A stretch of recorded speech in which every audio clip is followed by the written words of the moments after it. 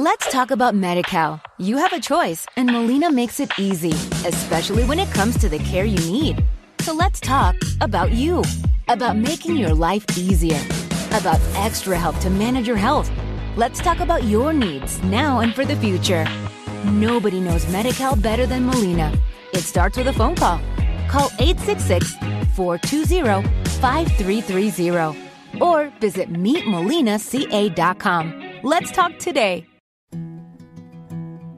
A science story, huh?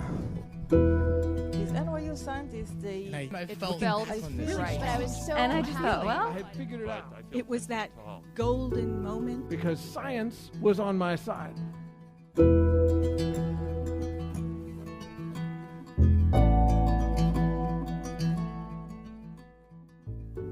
Hey everyone, I'm Ben Lilly, and welcome to the Story Collider, where we bring you true personal stories about science. This week's story is from David Kipping. It was recorded in January 2015 at Town Hall in Seattle, Washington, as part of the Springer Storytellers series.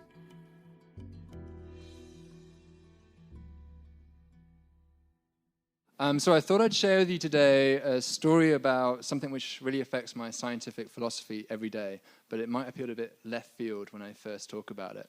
So this is a story which starts about 8 years ago. It was a time when I just finished my undergraduate degree in physics at Cambridge, and I was about to start a PhD in astronomy. But honestly, I felt quite adrift at this time, because when you're an undergraduate, you always have an exam to study for, an assignment to hand in, and you have this incredible focus during 4 years. You always know where you're going. Whereas when you finish that and you're suddenly about to start a PhD and you can do whatever you want in that PhD, it's kind of a bit overwhelming. You don't really know what subfield of astronomy you're going to be interested in, or at least I didn't. I wasn't sure if I could be one of those guys, one of those astrophysicists. It just seemed like these were people in an ivory tower who was so much smarter than me. I didn't know if I could really be one of those people. So to kind of clear my head, I decided to take a long break, and I went off to visit India. And this is where my story takes place. The reason I went to India is because I'd always had a special place in my heart for mountains. And in England, of course, where I'm from, we don't have many mountains. We just have these timid hills. And I'd spent my weekend sort of hiking around these timid hills, but it wasn't very satisfying. So I decided to go to the biggest mountain range in the world I could find on a map, which is the Himalayas. Honestly, I had basically zero experience of mountaineering or climbing or anything, but I had this kind of ridiculous, foolish, reckless fearlessness about me. So I just bought a book on mountaineering, just one book, and I read it from cover to cover, looked at the little figures. So I had this kind of scientific way of thinking, I guess. Looked at the figures and worked out how to do it. And I practiced abseiling down the side of my parents' house, which they weren't very happy about. And I just bought a rope, an ice axe, and crampons and went off to the Himalayas. And I didn't even buy a helmet. I just figured that's a waste of space. So this kind of reckless attitude got me in a bit of trouble when I was out there. So I'd taken on a couple of relatively small 10,000 to 15,000 foot mountains in Kashmir. And then I went over to Ladakh, which is on the Tibetan plateau in the east. And there was a 23,000 foot mountain that I'd set my sights on. And I thought, if I can climb that, I can do anything. That's my Everest, to climb that mountain. So I met up with a couple of friends, and they told me that you had to actually buy a permit, first of all, to climb the mountain. I had no idea that was necessary. And additionally, you have to have Sherpas. You can't go out without Sherpas. It's just not allowed. So I'd actually spent almost all my money just getting to India. I didn't really have any spare money left over for this. So I had to dig deep into my savings account to actually scrape up enough money to do this. But I managed to do it, and I went off with these guys. And I was so excited to be finally taking on this big mountain. And as we went up, I suddenly became very frustrated. And the reason was because the Sherpas wanted to take it really slowly. At least that's what it felt like to me. They said, you can only ascend 700 meters a day, otherwise you'll get altitude sickness. And I just didn't have the patience for that. That meant by basically late morning, you're done for the day. You just sat around the camp for 4 or 5 hours and then go to bed. And as a young, sort of ambitious man, I was like, no, I'm not going to do that. I'm going to go off and do some climbing. So I saw some cliffs in the distance, and I just said, I'm going to go off. Walked off with a rope by myself and went off climbing. And when I got to the cliffs, I should have stopped, really, because they were sandstone. So it's a terrible medium to climb. It breaks off in your hands. But I didn't care. I just went up it. And I got to the top okay, but going down is always harder than going up. And I started to abseil down. And I was doing this, by the way, in the old-fashioned way. That's when you put a rope around your collar and under your thigh, no harness. So you get really bad rope burn doing abseiling this way. And eventually I got stuck because everything I hooked the rope onto just broke off. And I realized I was going to have to go down the same way I came up, just kind of, gingerly go down. And I got stuck quite quickly. I looked to my left, there was no handholds. To my right, no handholds, no footholds below. I was completely stuck. And then I saw this big outcrop of rock sticking out, perfect handhold, but it was too far away for me to reach. I had to jump to get to it. And I figured, okay, I'd seen Mission Impossible and always, I can do that. So I don't know how I had this confidence, but I just took it on. I took a deep breath and I jumped, and I got both hands perfectly purchased on this rock. But as I gripped onto it, it broke away from the cliff face, and I fell back. And as I fell backwards through the air, I realized I had no idea how high I was off the ground, really. It was of order of anywhere between 10 feet and 100 feet. I just hadn't really registered it because I was so confident I could make it. So it was the first time I genuinely thought to myself, I could break my neck, I could break my back, I could actually die here. And it was a very strange feeling. I remember audibly making a scream and thinking, that's weird that I made a scream because there's no one else here. It's just me falling. And then I hit the ground. And I didn't break anything, fortunately. And the thing that saved me was it was on a slope. It was on a 45-degree scree slope. So it screes like little pebbles and sharp rocks. So the bad side of that is that even though I didn't break anything because I immediately started rolling, the bad side is I couldn't stop rolling. So I'm rolling and rolling down this scree slope, getting cut all over myself. I managed to right myself and get my feet down the slope. And then I dig my heel in and try and stop. And then my knee clicks really bad. I feel excruciating pain just go through my body. And finally I stop, and I remember sitting on that slope for 2 or 3 hours just feeling, first of all, a lot of pain, and second of all, just incredibly embarrassed and stupid about what I'd just done.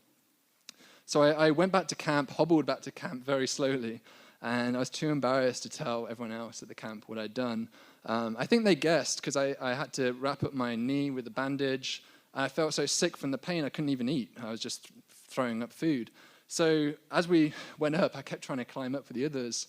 By the 4th day, I had to stop. I got really bad altitude sickness. I couldn't even get off my hands and knees.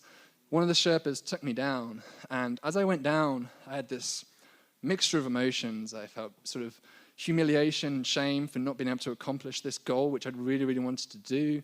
I felt embarrassed that I was so stupid to do this, climb a sandstone cliff, and just generally kind of low morale and quite depressed. So I got back to the town, and there was nothing really else for me to do apart from recover. I had about 2 weeks before I had to fly back to England. So I started to visit monasteries in the area, because that was a thing that was free, and I didn't have any money by this point, and it wasn't going to hurt my knee. So I just sat in on morning prayers with these monasteries, and I remember observing the intense focus they had during these chants, and I just sort of contemplated what I was doing in my life. Was I really going to be able to do this PhD? Where was I going? And I remember that time thinking to myself that I could either live with these fears, or I could take on the things that I was scared of and actually take hold of my life. And the first thing on this list was to go back to that mountain. So I went back, had a bandaged knee, and I hobbled back to that mountain. By this point, I had no money left at all. I couldn't afford a permit. I couldn't afford Sherpas, so I had to go by myself. But I thought, that's okay. I know the route up to base camp, and then I'll just straight line up to the summit from there. It's a pretty stupid attitude, but that was my plan. It meant, because I didn't have a permit, I had to avoid the main camping ground, so I was just camping by myself. I didn't interact with anyone for 5 days. And the only food I could afford was 1 loaf of bread for 4 days, hiking a 23,000-foot mountain. So I remember also being very hungry for 4 days.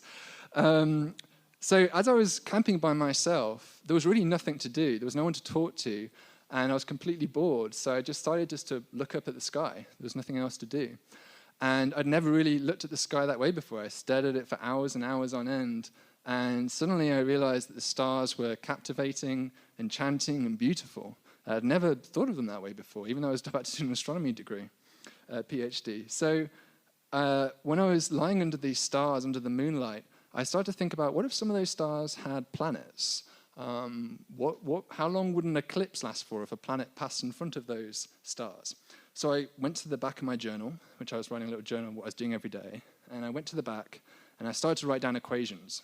And there was no judge, there was no teacher assessing my work. It was just me by myself doing it freely.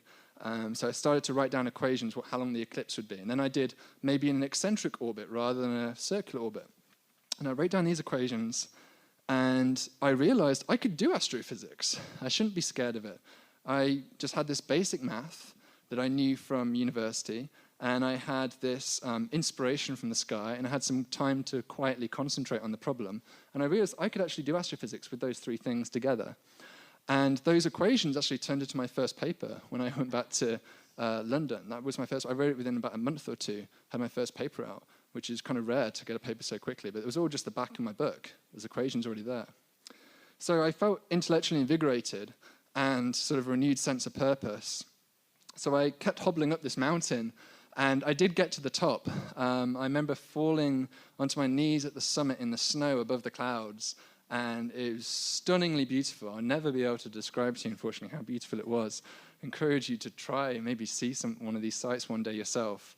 And I remember not embarrassed to say I had tears in my eyes. It was so beautiful.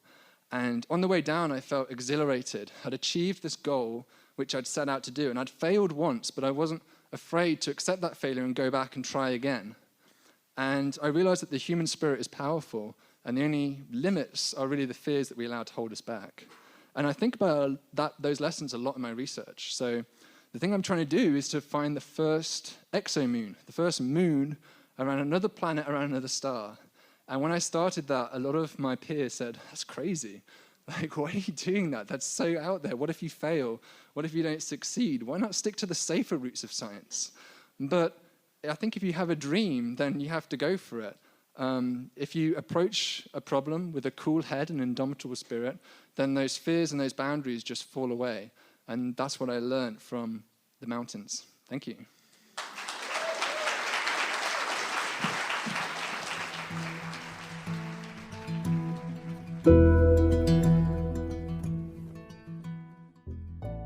That was David Kipping. David is an astronomer based at the Harvard-Smithsonian Center for Astrophysics, where he researches extrasolar planets and moons. The story was produced with Springer Science and Business Media as part of the Springer Storytellers series, featuring real-life stories from researchers on the front lines of discovery. See and hear more at beforetheabstract.com. The Story Collider is produced by me, Brian Wecht, Aaron Barker, Ari Daniel, Christine Gentry, and Skylar Bear. The podcast is produced by Rose Eveleth. Additional help from Brooke Williams, Lana Groger, and Justin D'Ambrosio. The theme music is by Ghost. Special thanks to Town Hall for hosting the show, to Springer Storytellers for being amazing partners, and to Mountains for being close to the sky. Thanks for listening.